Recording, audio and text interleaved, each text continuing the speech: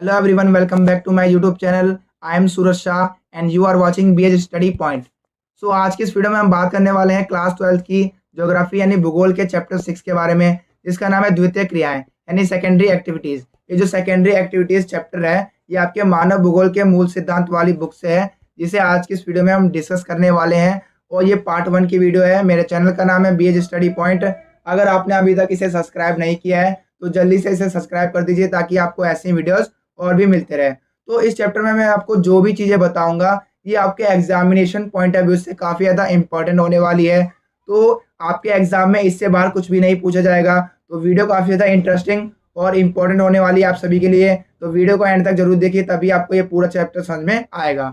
तो इस चैप्टर में हम बेसिकली पढ़ने वाले हैं विनिर्माण उद्योगों के बारे में कि ये विनिर्माण उद्योग होते क्या हैं। तो मैंने आपको प्राइमरी एक्टिविटीज़ के अंतर्गत मैंने आपको बताया था ये जो प्राइमरी एक्टिविटीज़ होती है इसमें हम प्राकृतिक संसाधनों का उपयोग करके किसी वस्तु का उत्पादन करते हैं। तो इस प्रकार की जो हमारी एक्टिविटी होती है इसे हम कहते हैं प्राइमरी एक्टिविटीज़।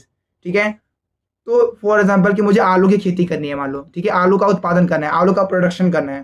तो मैं क्या करूँगा, भूमि, पानी, खाद, ये सभी जो प्राकृतिक संसाधन है इनका उपयोग करके मैंने आलू का उत्पादन किया। तो इस प्रकार की जो एक्टिविटी है वो मेरी कहलाएगी प्राइमरी एक्टिविटीज़ यानी प्राथमिक क्रियाएं। तो ये प्राथमिक क्रियाओं के द्वारा अगर मान लो मैंने आलू से मेरे को चिप्स बनाना है, ठीक है, तो अब मैं जब आलू से चिप्स बनाऊंगा तो इस प्रकार मैंने इसका दोबारा से निर्माण किया यानी इसका पुनर्निर्माण किया, विनिर्माण किया। ठीक है। तो इसीलिए तो ये जो हमारी क्रिया कहलाएगी इसे कहेंगे हम द्वितीय क्रियाएं। तो क्रिया तो कहलाएगी हमारी द्वितीय क्रिया, और इसमें हमने क्या किया, विनिर्माण किया वस्तु का, यानी कि जो प्राथमिक क्रियाओं के द्वारा जो प्राप्त वस्तु है उसका मैंने विनिर्माण करके चिप्स का उत्पादन किया। तो इसलिए इसको विनिर्माण उद्योग भी कहा जाता है, क्योंकि जो कोई भी वस्तु का जो विनिर्माण होता है वो उद्योगों में ही होता है, इसलिए इसको विनिर्माण उद्योग भी कहा जाता है। तो आई होप आपको समझ में आ गया होगा कि ये विनिर्माण उद्योग होते क्या हैं। तो हम इन्हीं के बारे में डिस्कस करेंगे पूरे चैप्टर में। तो सबसे पहले आप समझ लीजिए ये द्वितीयक क्रियाएं किसे कहते हैं, या फिर हम कह सकते हैं द्वितीयक व्यवसाय। तो द्वितीयक क्रियाएं या फिर द्वितीयक व्यवसाय एक ही बात है। क्यों? क्योंकि जो प्राइमरी एक्टिविटीज़ होती है, आप भी जानते हैं, ये जो प्राइमरी एक्टिविटीज़ होती है ये बेसिकली जीवन निर्वाह के लिए होती है कि, ठीक है, कि हम केवल अपना जीवन निर्वाह कर सकें। लेकिन जब कोई व्यक्ति इसी प्राइमरी एक्टिविटीज़ के द्वारा जब वस्तु का उत्पादन करता है, जैसे कि इसने आलू का उत्पादन कर लिया, इसने अपनी इनकम को बढ़ाने के लिए, इसने अपना विकास करने के लिए इसी आलू से इसने मान लो चिप्स बनाया, ठीक है, इसने अपना चिप्स बनाया, तो ऐसे में इसने विनिर्माण किया इसका, तो ये कहलाएगा विनिर्माण द्वितीय क्रियाएं कहलाएंगी। जिससे क्या होगा, इस चिप्स का मूल्य भी बढ़ जाएगा और तो इसकी इनकम जो होगी वो भी बढ़ जाएगी। तो द्वितीय क्रियाएं क्या होती है, जिसमें हम प्राथमिक क्रियाओं का जो उत्पाद होता है यानी कि जो कच्चा माल होता है, कच्चा माल कह सकते हैं हम इसे, तो कच्चे माल को जब हम बदल कर उसका विनिर्माण करते हैं, उसको एक मूल्यवान या फिर एक उपयोगी वस्तु में बदलते हैं, तो इस प्रकार की एक्टिविटीज़ को कहते हैं हम सेकेंडरी एक्टिविटीज़ यानी द्वितीय क्रियाएं। जैसे कि मैंने कपास से मैंने धागा बनाया तो ये कहलाएगी सेकेंडरी एक्टिविटीज़। स्टील यानी कि मैंने इस्पात से मान लो कोई औजार बनाया या फिर कोई मशीन बनाई तो मेरे आएगी द्वितीय क्रियाओं के अंतर्गत। तो द्वितीय क्रियाएं क्या होती है, तो मशीनों और प्रौद्योगिकी यानी टेक्नोलॉजी की सहायता के द्वारा जब हम कच्चे माल को मूल्यवान वस्तु या फिर उपयोगी वस्तु में बदलते हैं, तो इस प्रकार की जो क्रिया होती है उसे हम कहते हैं द्वितीय क्रियाएं। द्वितीय क्रियाओं के द्वारा जो कच्चा माल होता है उसका मूल्य बढ़ जाता है, और यानी कि प्राथमिक जो प्राकृतिक संसाधन है उसका मूल्य भी बढ़ जाता है। तो विनिर्माण का मैंने आपको अर्थ बता रखा है कि जब हम कच्चे माल को मशीनों के द्वारा या फिर हाथ के द्वारा जब हम उसको मूल्यवान वस्तु में बदलते हैं, तो इस प्रकार की क्रिया को कहते हैं हम द्वितीय क्रियाएं, और ये विनिर्माण कहलाती है। जो विनिर्माण के जो एक नंबर में आपसे ये पूछा जा सकता है कि विनिर्माण की सबसे छोटी इकाई क्या है, तो कुटीर उद्योग इसकी सबसे छोटी इकाई है।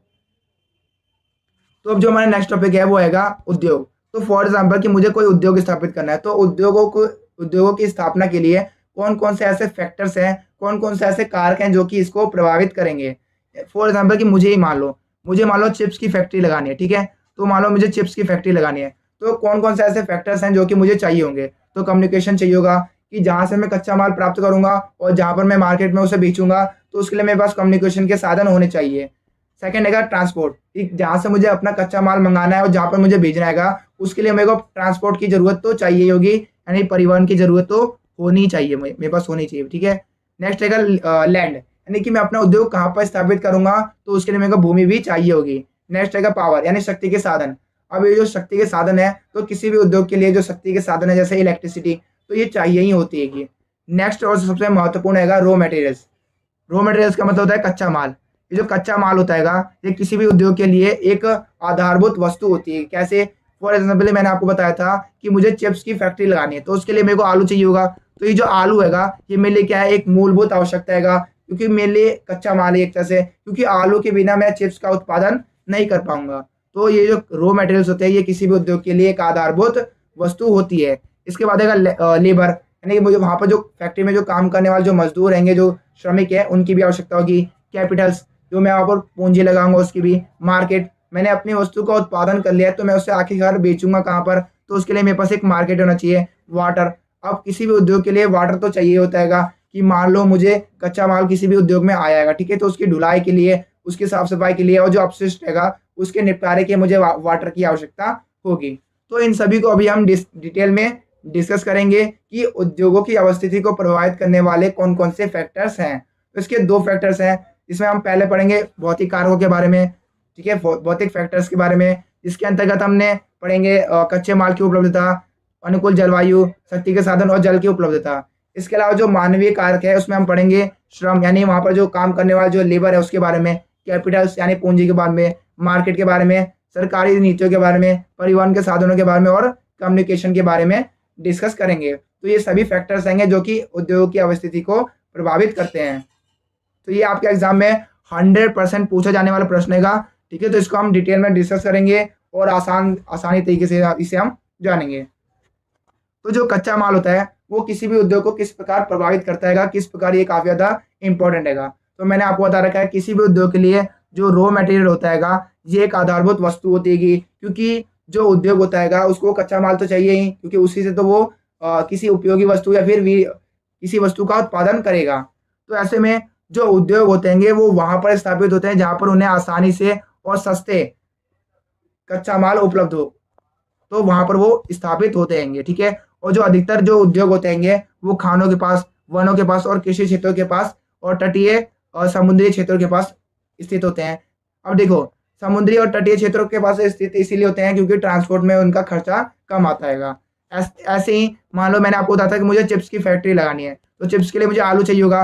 अब मैं आलू, यानी कि मैं अपनी जो फैक्ट्री है वो वहाँ पर स्थापित करूँगा जहाँ पर आलू की खेती होती है, उसके नियर ही स्थापित करूँगा, ताकि मुझे जो परिवहन का जो साधन है, जो परिवहन का जो खर्चा है वो कम हो सके, ठीक है। आई होप आपको समझ में आ गया होगा। नेक्स्ट है हमारा जलवायु। तो किसी भी उद्योग की स्थापना के लिए उसके अनुकूल जलवायु होना काफ़ी ज़्यादा महत्वपूर्ण है, क्योंकि जो अनुकूल जलवायु होती है ये श्रमिकों के काम करने पर निर्भर करती है। अगर श्रमिकों की अनुकूल जलवायु नहीं होगी तो ऐसे में क्या होगा, जो लेबर होगा वो सही से काम नहीं कर पाएगा, उसकी जो कार्य करने की क्षमता होगी वो कम हो जाएगी। तो ऐसे में जो उपयुक्त जलवायु होती है वो किसी भी लेबर के लिए काफ़ी ज़्यादा इंपॉर्टेंट होती है, क्योंकि जब लेबर की जो कार्य करने की जो क्षमता बढ़ेगी तो ऐसे में क्या होगा, उत्पादन बढ़ेगा। तो उत्पादन बढ़ेगा तो उस फैक्ट्री का अपने आप ही डेवलपमेंट होगा। जो सूती वस्त्र उद्योग होते हैं उनके लिए आर्द्र जलवायु की आवश्यकता होती है, ये आपसे 1 नंबर में पूछा गया था, ठीक है। तो मैंने यहाँ पर कवर किया है इसे। नेक्स्ट है हमारा शक्ति के साधन।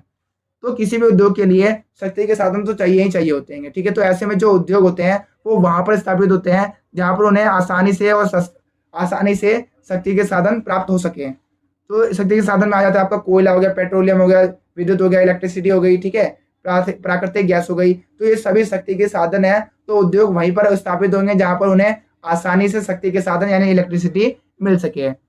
जो अधिक शक्ति वाले जो उद्योग होते हैं वो ऊर्जा स्रोतों के नज़दीक ही लगाए जाते हैं, ठीक है। आई होप आपको समझ में आ गया होगा। नेक्स्ट रहेगा हमारा जल की उपलब्धता। अब आप जानते हैं कि जल कितना ज़्यादा इंपॉर्टेंट है, किसी व्यक्ति के लिए भी इंपॉर्टेंट है और किसी उद्योग की स्थापना के लिए भी काफ़ी ज़्यादा इंपॉर्टेंट है। तो कच्चे माल की ढुलाई के लिए या फिर कच्चे माल को तैयार करने के लिए या फिर जो उत्पाद माल है उसकी ढुलाई करने के लिए काफ़ी ज़्यादा इंपॉर्टेंट है जल, ठीक है। तो ये बहुत सारे कार्यों के लिए इसका उपयोग किया जाता है। जो हमारा नेक्स्ट फैक्टर रहेगा वो है बाजार। तो ये बाजार किस प्रकार प्रभावित करता है किसी भी उद्योग की स्थापना के लिए। तो मैंने आपको बता रखा है कि अगर मैंने अपने किसी वस्तु का उत्पादन किया तो ये जो उत्पादित वस्तु है उसको बेचने के लिए मेरे को एक मार्केट चाहिए होगा कि मैं वहाँ पर उसे बेच सकूँ। तो मार्केट से हमारा अभिप्राय उस क्षेत्र से है जहाँ पर तैयार जो रेडी जो आपका जो माल तैयार हो चुका है उसको बेचें, ठीक है। तो वो कहलाता है आपका बाजार, ठीक है, जहाँ पर उससे बेचा जाता है। तो उद्योगों के द्वारा उत्पादित माल के लिए बाजार होना काफ़ी ज़्यादा महत्वपूर्ण है, जरूरी है। जो विकसित देश होते हैं उसमें बाजार जो होते हैं वो काफ़ी ज़्यादा व्यापक होते हैं और अच्छी तरीके से उसके नियरेस्ट ही उपलब्ध होते हैं। नेक्स्ट रहेगा श्रम यानी कि श्रमिक यानी लेबर। तो लेबर जो है वो काफ़ी महत्वपूर्ण कारक है। क्यों? क्योंकि जब फैक्ट्री के अंदर काम करने वाले लेबर ही नहीं होंगे तो उत्पादन कहाँ से होगा? ठीक है, तो इसलिए लेबर काफ़ी ज़्यादा इंपॉर्टेंट है और लेबर के लिए जो है वो अनुकूल जलवायु भी होनी चाहिए। तो उद्योग वहीं पर स्थापित होते रहेंगे जहाँ पर उद्योगपति को काफ़ी सस्ते श्रमिक मिल सके। ठीक है, आई होप आपको समझ में आ गया होगा। और आजकल तो कुछ ऐसे उद्योग होंगे जहाँ पर कुशल श्रमिकों की भी आवश्यकता होती है। नेक्स्ट है हमारा जो नेक्स्ट कारक है वो है सरकारी नीतियाँ। अब ये सरकारी नीतियाँ क्या होती है? तो किसी भी उद्योग की सरकारी नीतियाँ भी उद्योगों की अवस्थिति को प्रभावित करती है। ठीक है,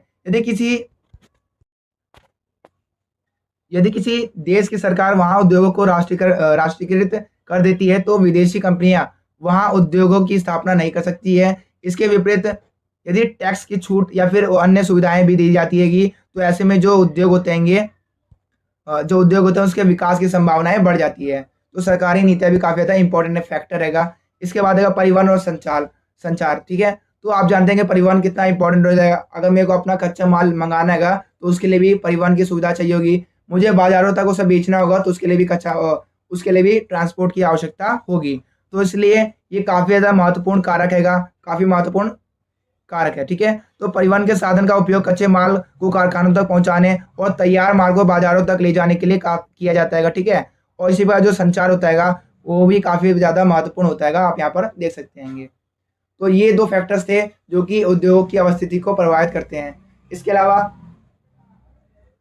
जो नेक्स्ट फैक्टर है वो है तकनीक। ठीक है, अब तकनीक यानी संचार के साधन तो मेरे पास होने ही चाहिए। जो उच्च तकनीक की सहायता से जो विकास होता है, जो उद्योग होता है उनका विकास होता है। ठीक है, तो ये काफ़ी ज़्यादा इंपॉर्टेंट फैक्टर है। इसके अलावा परिवहन के बारे में मैंने आपको बता ही दिया है कि कच्चे माल को जो है कारखानों तक ले जाने के लिए और तैयार माल को बाजारों तक पहुंचाने के लिए हमें परिवहन के साधनों की आवश्यकता होती है। तो ये थे किसी भी उद्योग की अवस्थिति को प्रभावित करने वाले कारक जो कि आपको अच्छे से समझ में आ गए होंगे। अब जो हमारा नेक्स्ट टॉपिक है वो है उद्योगों का वर्गीकरण यानी कितने प्रकार के उद्योग होते हैं। तो उद्योगों का वर्गीकरण के बारे में हमें बस इतना ही समझना है। तो जो उद्योगों का वर्गीकरण होता है वो किसके आधार पर किया जाता है? तो सबसे पहले है हमारा स्वामित्व के आधार पर। स्वामित्व के आधार पर जो उद्योग होते हैं वो 4 तरीके से होते हैं। एक होते हैं निजी, एक होते हैं सरकारी, एक होती है सहकारी और एक होती है सम्मिलित। फिर हम बात करेंगे उपयोगिता के आधार पर, जिसके अंतर्गत हम आधारभूत उद्योग और उपभोक्ता उद्योग के बारे में डिस्कस करेंगे। फिर नेक्स्ट रहेगा आकार के आधार पर इसमें छोटे पैमाने के उद्योग, बड़े पैमाने के उद्योग और ग्रामीण यानी कुटीर उद्योग के बारे में हम डिस्कस करेंगे। फिर हम पढ़ेंगे माल की प्राप्ति के आधार पर। इन सभी के बारे में हम एक एक करके डिस्कस करेंगे। ठीक है, तो ये था उद्योगों का वर्गीकरण। इसको हम एक एक करके समझ लेते हैं। तो उद्योगों का वर्गीकरण में सबसे पहला आएगा हमारा आकार के आधार पर उद्योगों का वर्गीकरण। तो इसमें हम पढ़ेंगे बड़े पैमाने के उद्योग, छोटे पैमाने के उद्योग और कुटीर उद्योगों के बारे में। तो एक एक करके इन सभी को डिस्कस कर लेते हैं। तो सबसे पहला आएगा हमारा आकार के आधार पर, सबसे पहले आएगा कुटीर उद्योग, जिसे हम जो है विनिर्माण की सबसे छोटी इकाई भी कहा जाता है। कुटीर उद्योग या फिर कहा जाता है घरेलू उद्योग या फिर ग्रामीण उद्योग। ये इसके 3 नाम होंगे। मैंने आपको तीनों लिखवा रखेंगे जो कि काफ़ी ज़्यादा इंपॉर्टेंट है। ठीक है, तो आपको कंफ्यूज बिल्कुल नहीं होना है। ठीक है, तो ये जो कुटीर उद्योग होता है ये विनिर्माण उद्योग की सबसे छोटी इकाई होती है। मैंने आपको पहले भी बताया था फर्स्ट स्लाइड में। अब जो कुटीर उद्योग होते हैं जिसमें आप जानते हैं जो घरों पे ही जो बनाया जाता है, जैसे मुझे टोकरी बनानी है। ठीक है, तो इस प्रकार के जो उद्योग होते हैं घर पर ही स्थापित होते हैं। तो इसमें कम पूंजी की आवश्यकता होती है, कम औजारों की आवश्यकता होती है, परिवार के लोगों के द्वारा वस्तुओं का उत्पादन किया जाता है और तो और ये बिल्कुल स्थानीय लेवल पर किया जाता है। स्थानीय लेवल पे जो कच्चे माल होते हैं उनका उपयोग करके वस्तुओं का उत्पादन किया जाता है। जो दैनिक चीज़ों में जो छोटी छोटी चीज़ें होती है ना, जिसका हम काम करते जिसकी हम जो दैनिक जीवन की छोटी छोटी चीज़ों का निर्माण इसमें किया जाता है। ठीक है, और फिर इन वस्तुओं को जो है स्थानीय बाजारों में बेच दिया जाता है, जैसे कि टोकरी हो गया। ठीक है, जो टोकरी उत्पादन हो गया ये आपका आ जाएगा कुटीर उद्योग के अंतर्गत। इसमें जो दैनिक जैसे कुटीर उद्योग, इसमें जो है अधिक पूंजी और परिवहन की आवश्यकता नहीं होती कि जैसे कि खाद्य पदार्थ हो गया, औजार हो गए, जूते हो गए, बर्तन हो गए, अचार हो गए। ठीक है, मूर्तियाँ हो गई, तो ये सभी आ जाते हैं कुटीर उद्योग के अंतर्गत। तो आई होप आपको समझ में आ गया होगा कि जो कुटीर उद्योग होते हैं बिल्कुल छोटे लेवल पर होते हैं। फिर इससे बड़े लेवल पे जाएं तो उसके बाद आता है हमारा छोटे पैमाने के उद्योग, जिसे हम लघु उद्योग के नाम से भी जाना जाता है। मैं आपको सारी चीज़ें लिखवाते जा रहा हूँ जो कि काफ़ी ज़्यादा इंपॉर्टेंट रहेगा। यूट्यूब पर आपको ऐसे कोई नहीं कराएगा। ठीक है, तो जो छोटे पैमाने के उद्योग होते हैं जिसे लघु उद्योग भी कहा जाता है, क्योंकि सीबीएसई जो है घुमा के क्वेश्चन पूछती है कि वो बच्चों को कंफ्यूज करने के लिए लघु उद्योग दे देती है या फिर छोटे पैमाने के उद्योग दे देती है और बोलती है ये क्या है, इसके बारे में बताइए। तो ऐसे में आपको पता होना चाहिए इन दोनों के नाम एक ही है, ठीक है। तो जो छोटे पैमाने के जो उद्योग होते हैं, जिसे हम लघु उद्योग भी कहते हैं, इसमें कम पूंजी आवश्यकता होती है, कम मशीनों की आवश्यकता होती है और ये स्थानीय लेवल पे जो कच्चा माल होता है उसका उपयोग करके किया जाता है। कम श्रमिकों की भी आवश्यकता होती है और यहाँ पर जो अर्धकुशल श्रमिकों की आवश्यकता होती है। अभी अर्धकुशल का मतलब है, कुशल का मतलब होता है जिसको पूरी तरह से उसमें निपुण होता है, जैसे कि आप जानते हैं कुशल श्रमिक, जिसको पूरी तरह से उसका ज्ञान होता है, ठीक है। और एक होता है जिसको बिल्कुल भी उसके बारे में पता नहीं होता है। तो ऐसे में जो बीच वाला होता है जिसे कहा जाता है अर्धकुशल, जिसे थोड़ा बहुत ज्ञान होता है उसके बारे में, थोड़ा बहुत सिखा के हम उसे बता सकते हैं ये काम कैसे करना है, ठीक है। तो ऐसे में इस उद्योग के लिए अर्धकुशल श्रमिकों की आवश्यकता होती है, ठीक है। कुछ मशीनों की भी आवश्यकता होती है इसमें, जो कि हमने कुटीर उद्योग के बारे में क्या पढ़ा था कि इसमें बिल्कुल भी मशीनों की आवश्यकता नहीं होती है। लेकिन उससे हम थोड़ा ऊपर उठेंगे, जिसमें हम पढ़ेंगे लघु उद्योग के बारे में, तो इसमें हमें जो है थोड़े बहुत मशीनों की आवश्यकता होती है और तो अर्धकुशल श्रमिकों की भी आवश्यकता होती है। इसके अंतर्गत हम पढ़ेंगे इसके अंतर्गत कौन कौन से उद्योग आ जाते हैं। तो खिलौना उद्योग, कागज उद्योग, जो ठीक है, चमड़ा उद्योग, कूलर उद्योग, ये जो सभी उद्योग है ये लघु उद्योग के अंतर्गत आ जाते हैं, जिसके अंतर्गत इनका उत्पादन किया जाता है। अब इससे भी बड़े लेवल पर जाएं तो सबसे बड़ा लेवल है वो है हमारा बृहद उद्योग, जिसे कहा जाता है बड़े पैमाने के उद्योग भी कहा जाता है। तो ये क्या होता है इसको हम समझ लेते हैं। तो नाम से पता चल रहा है बड़े पैमाने, यानी इसका जो उत्पादन होगा वो भी काफ़ी ज़्यादा होगा। अब जब उत्पादन ज़्यादा होगा यानी कि यहाँ पर जो श्रमिक होंगे उनकी भी आवश्यकता अधिक होगी, यहाँ पर जो पूंजी होगी उसकी भी आवश्यकता ज़्यादा होगी, यहाँ पर कुशल श्रमिकों की आवश्यकता होगी, यहाँ पर अधिक शक्ति के साधन की आवश्यकता होगी, यानी कि यहाँ पर हमें ज़्यादा इलेक्ट्रिसिटी चाहिए, ज़्यादा शक्ति के साधन चाहिए। तो बड़े पैमाने के उद्योग से हमारा अभिप्राय ऐसे उद्योगों से है जो कि बड़े लेवल पर वस्तु का उत्पादन करते हैं और तो और इसमें बड़ी बड़ी मशीनों की भी आवश्यकता होगी, बड़े बड़े और टेक्नोलॉजी की आवश्यकता होगी। इसके अंतर्गत और कच्चे माल का जो आयात होता है, ठीक है, कच्चे माल को मंगाया जाता है और जो उत्पादित माल है यानी जो हमने बना दिया है माल, उसका भी निर्यात किया जाता है, ठीक है। इसके उदाहरणों की बात की जाए तो जो सीमेंट उद्योग है, वस्त्र उद्योग है, पेट्रो रसायन उद्योग है, लौह इस्पात उद्योग है, ये इन सभी के उदाहरण हो जाएंगे। तो अब एक एक करके इन सभी को अंतर के रूप में समझ लेते हैं, क्योंकि सीबीएसई कई बार अंतर भी पूछ लेती है कि तीनों उद्योगों में क्या अंतर है। तो एक एक करके इनको जल्दी से डिस्कस कर लेते हैं।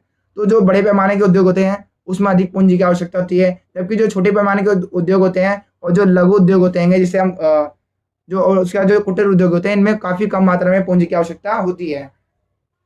यहाँ पर जो है बड़े बड़े मशीनों की आवश्यकता होती है, जबकि जो छोटे उद्योग होते हैं यहाँ पर कम मशीनों की आवश्यकता होती है। और जो कुटीर उद्योग होते हैं यहाँ पर परिवार के लोगों की सहायता के द्वारा ही यहाँ पर वस्तुओं का उत्पादन किया जाता है। यहाँ पर जो कच्चा माल होता है उसका आयात किया जाता है, लेकिन जो छोटे पैमाने के जो उद्योग होते हैं और जो कुटीर उद्योग होते हैं उसमें जो स्थानीय कच्चे माल होता है उसका ही उपयोग किया जाता है।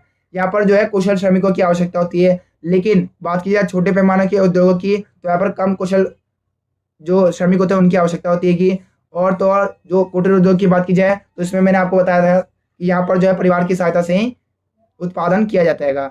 उदाहरण काफ़ी ज़्यादा इंपॉर्टेंट रहेगा, ठीक है। आपसे एक नंबर में पूछा जा सकता है कि जो लौह इस्पात उद्योग है ये किस प्रकार के उद्योगों का उदाहरण है, ठीक है। तो आपसे ये 3 ऑप्शन दे दी जाएंगे, आपको बड़े पैमाने के उद्योग पर सही चिन्ह लगाना है।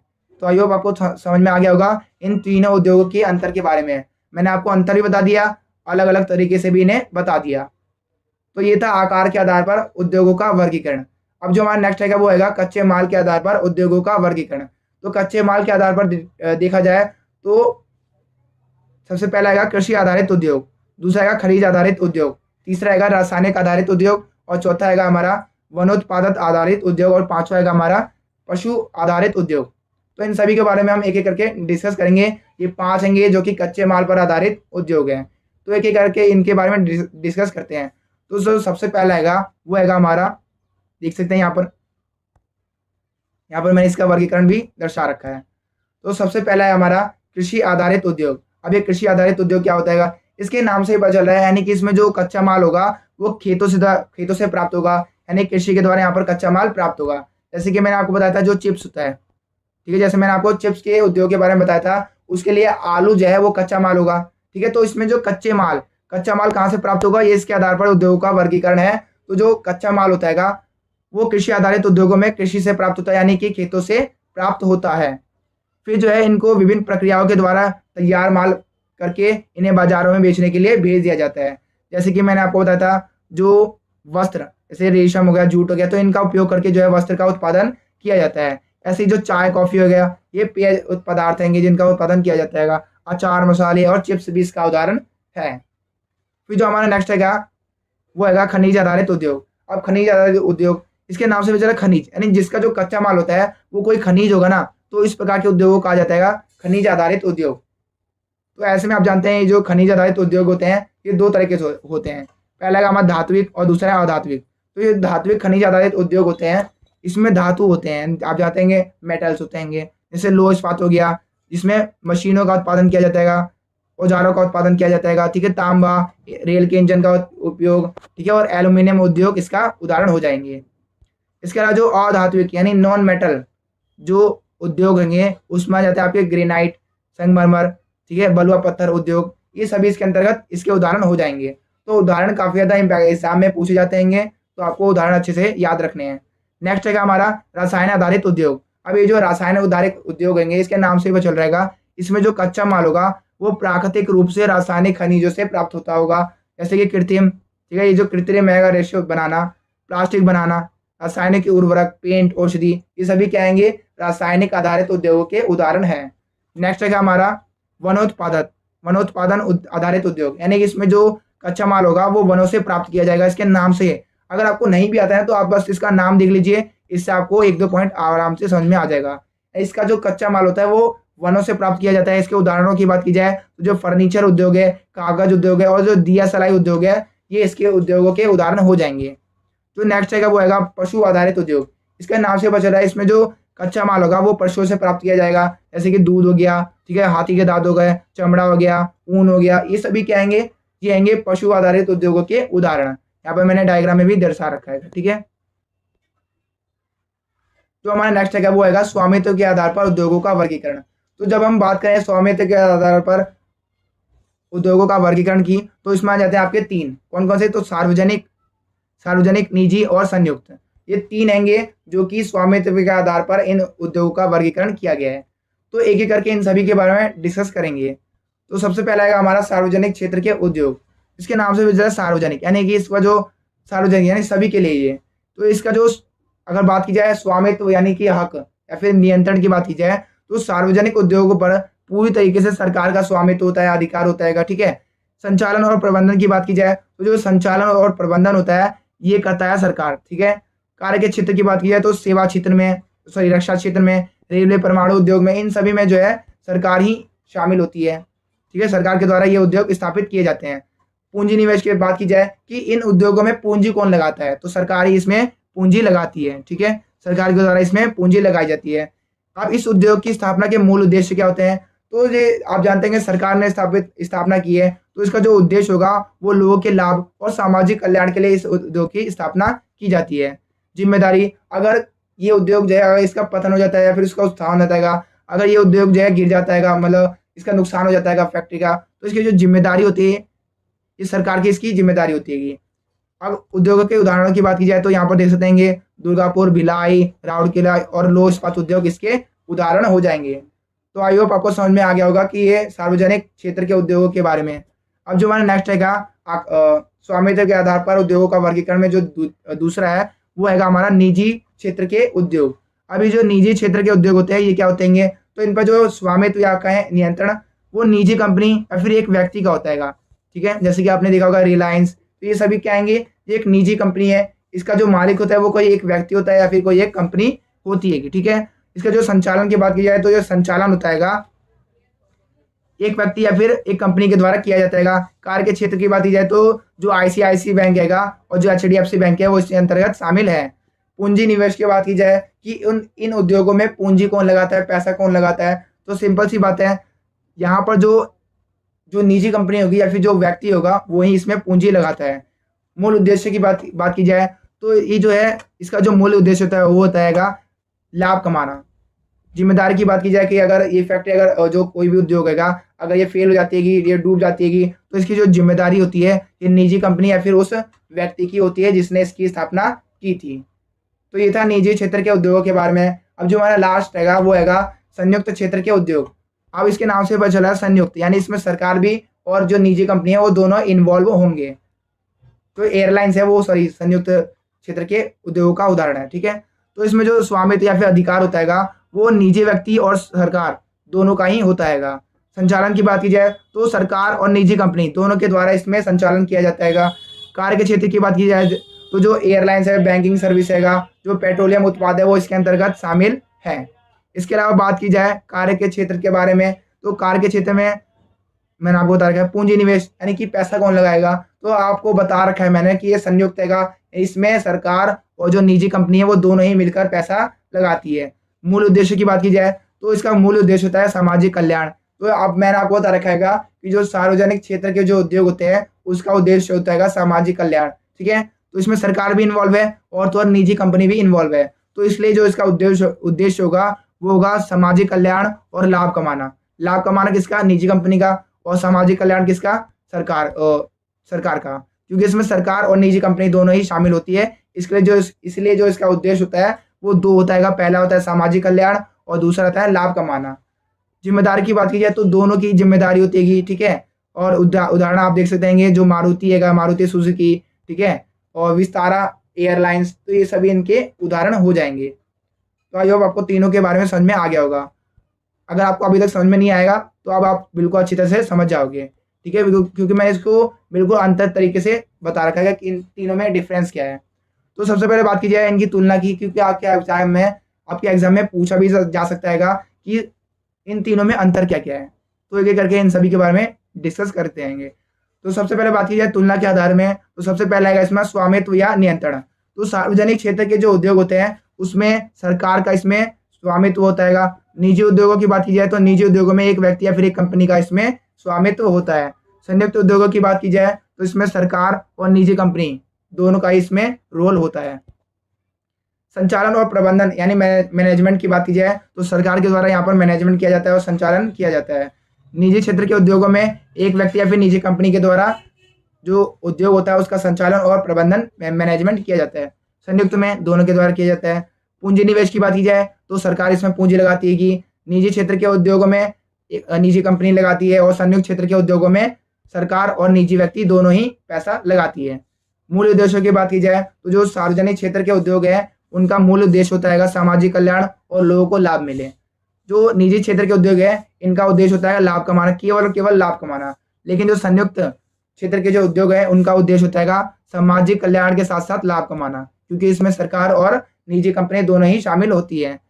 तो जिम्मेदारी और जवाबदेही की बात की जाए तो इसमें सरकार की जिम्मेदारी होती है, ठीक है, और सरकार इसमें जवाब देती है। ठीक है, जो निजी क्षेत्र के उद्योग होते हैं इसमें आपके निजी व्यक्ति होगा या फिर निजी कंपनी होगी और संयुक्त में दोनों ही होते हैं। तो आई होप आपको समझ में आ गया होगा। मैंने अच्छी तरीके से आपको बताने की कोशिश की है। अब जो हमारा नेक्स्ट और लास्ट टॉपिक है वो है जो कि आपके एग्जाम में 100% पूछा जाएगा और पूछा भी गया है। ठीक है, 2 साल लगातार पूछा गया है कि आधुनिक विनिर्माण उद्योगों की क्या विशेषताएं हैं। तो सबसे पहली विशेषता है कि इसकी कौशल विशिष्टीकरण, यानी कि विनिर्माण उद्योगों में एक ही प्रकार की वस्तुओं का उत्पादन बड़े पैमाने पर किया जाता है। आप जानते हैं जो विनिर्माण के अंतर्गत हस्तकला यानी कि हाथों से जो वस्तुओं का उत्पादन किया जाता है वहां से लेकर जो उच्च टेक्नोलॉजी तक की जो चीजें दी है वो मानवीय गतिविधि इसके अंतर्गत शामिल होती है। और यहाँ पर जो कच्चा माल होता है उसका बड़े पैमाने पर उपयोग किया जाता है, उत्पादन किया जाता है। ठीक है, सेकंड है हमारा यंत्रीकरण। इसके नाम से भी पता चल रहा है यंत्रीकरण, यानी इसमें जो है कार्य करने के लिए मशीनों का प्रयोग किया जाता होगा। तो आजकल जो है आप जानते हैं रोबोट का, कंप्यूटर का, इन सब का उपयोग करने लगे हैं उद्योगों में। तो जो मशीन होती है, जो प्रौद्योगिकी होती है, जो टेक्नोलॉजी होती है और श्रम की सहायता से जो कच्चा माल होता है उसको मूल्यवान वस्तुओं में बदलने की जो क्रिया होती है उसको आप जानते हैं मैन्युफैक्चरिंग कहते हैं। और इसमें जो कच्चा माल होता है इसका बड़े पैमाने पर इसमें तैयार किया जाता है। तो आई होप आपको ये 2 पॉइंट समझ में आ गए होंगे। अब जो हमारा नेक्स्ट है वो है प्रौद्योगिकी नवाचार। अब यहाँ पर आपने प्रौद्योगिकी का मतलब तो आपको पता होगा टेक्नोलॉजी। अब ये नवाचार का क्या अर्थ होता है? तो नवाचार का मतलब ये होता है कि बार बार उस पर रिसर्च करना, बार बार उस पर प्रयोग करना, इसका अर्थ होता है। ठीक है, तो इसमें कौन कौन सी चीजें शामिल है? तो विनिर्माण की गुणवत्ता की, इसके अंतर्गत विनिर्माण की गुणवत्ता को नियंत्रित किया जाता है। ठीक है, कि इसकी क्वालिटी ना बिगड़े। ठीक है, विनिर्माण उद्योगों में हाई क्वालिटी की वस्तुओं का उत्पादन किया जाता है। यहाँ पर जो अपशिष्ट है उनको खत्म करा जाता है। ठीक है, और प्रदूषण ना फैले इसका भी मैनेजमेंट किया जाता है। और यहाँ पर स्किल्स का भी विकास किया जाता है। नेक्स्ट है हमारा जो है वो है संगठनात्मक ढांचा स्तरीकरण। इसके अंतर्गत जटिल प्रौद्योगिकी तंत्र अधिक पूंजी लगती है और तो और विशिष्टीकरण और श्रम विभाजन से कम प्रयास और कम लागत में अधिक उत्पादन इसमें किया जाता है। तो ये था इसका आंसर। तो आई होप आपको ये समझ में आ गया होगा। तो ये पार्ट 1 की वीडियो है जिसके अंतर्गत हमने ये सब डिस्कस किया। अगर आपको वीडियो पसंद आती है तो इसे लाइक, शेयर एंड कमेंट जरूर कीजिएगा। चैनल पर नए आए हैं तो इसे जल्दी से सब्सक्राइब कर दीजिए ताकि आपको ऐसी वीडियोस और भी मिलते रहे। तो thanks for watching this video. Part 2 की वीडियो जल्दी ही आएगी।